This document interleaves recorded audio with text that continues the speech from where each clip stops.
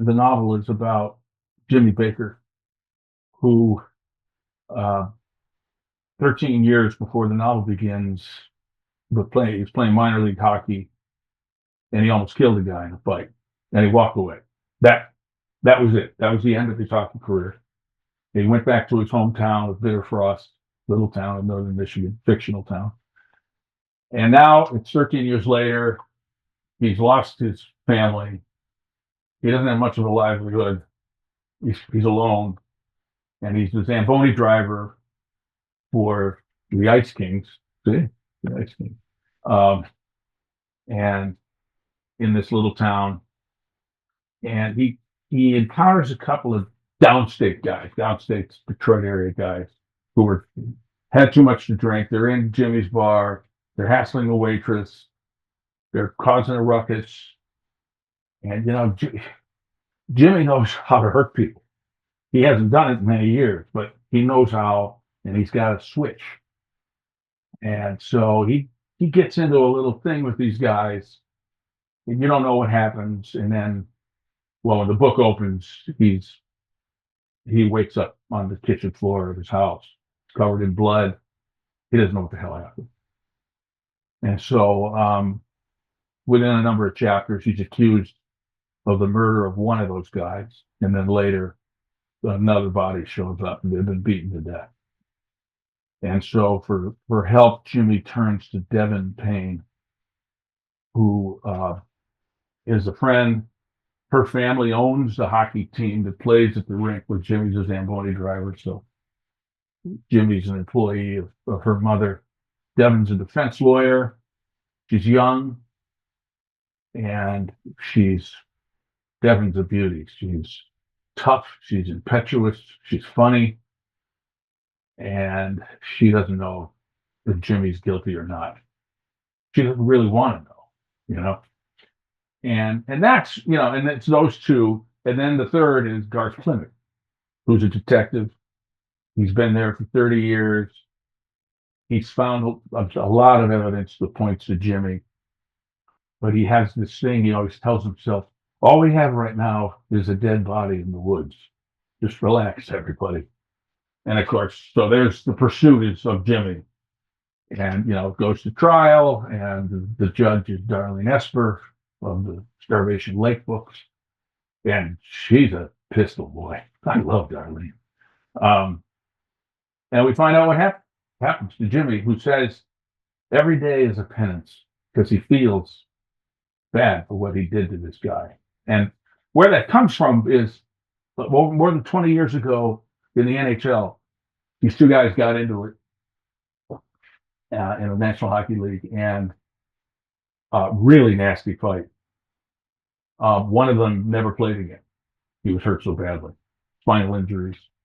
The other one went through civil and criminal litigation, and eventually got out of that and resumed his career. And he had a pretty good career. And I make no judgment of those guys, Jake. I don't know exactly what happened or what was between them, but it just as a hockey player myself, I thought about it. How do you come to terms with the possibility that you ruin somebody else's life?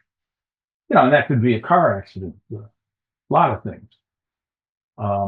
So I finally said, I'm going to write about that. And so Jimmy embodies that question throughout the book, right to the very end. I've never beaten anybody near death, but yeah. And then you see it you're not just inhabiting Jimmy Baker, but you're inhabiting the people around him.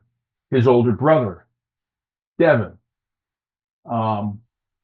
You meet his father from in the past, and in fact, Jimmy has an encounter with the guy he injured in the present. During his trial, he has a one-to-one with this guy, and I never thought I'd write that scene. And then one day I said, I should put these guys together, and it was fun to write that scene. And a couple of my readers said, "Man, that's a good scene." I don't think I ever covered a criminal case. I covered civil litigation, so I know about procedure and stuff. And I probably wrote about some criminal cases in my early career when I was at the weeklies and the Kalamazoo Gazette. But I watch TV, so I know everything about courtrooms. I read a lot of legal thrillers, but I also had a couple of friends who are defense lawyers, and I was asking them questions, and then I was showing them what I was writing, and they were saying, Not that, that's good, or fine, not that. And they gave me guidance, and I did some research and reading, but in the end, you can't be 100% devoted to exactly how it would have happened.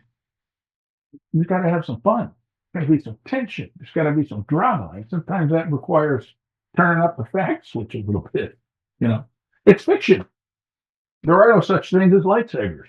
I wrote Bitterfrost. I didn't know there was going to be a sequel. I was just writing Bitterfrost. In fact, I wrote 30,000 words. This was 2 years ago now, Jake, and my agent hated it. But I had readers, um, like high level readers, who weren't afraid to tell me this sucks, telling me this is a good story, keep going. And I ended up submitting it on my own to one of the few publishers that will accept an unagented manuscript, Severn House, and they took it. But I didn't imagine that there was going to be a sequel. So I just wrote that. And then they said, well, what do you think? You think you got more here? And I wrote them a 300-word pitch, and they signed me up. And I'm like, okay, how am I going to write this book, which I'm doing now?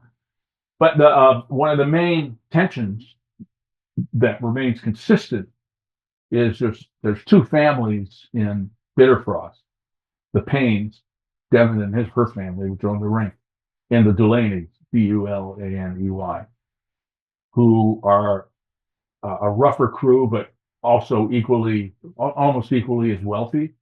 So they both have influence over the town, and they don't like each other. They have a past that's not friendly, and so I'm carrying that over into the next book. In fact, it's more the tension's more pronounced in the second book, which is titled River Deep, than it is in the first book. So, totally unplanned.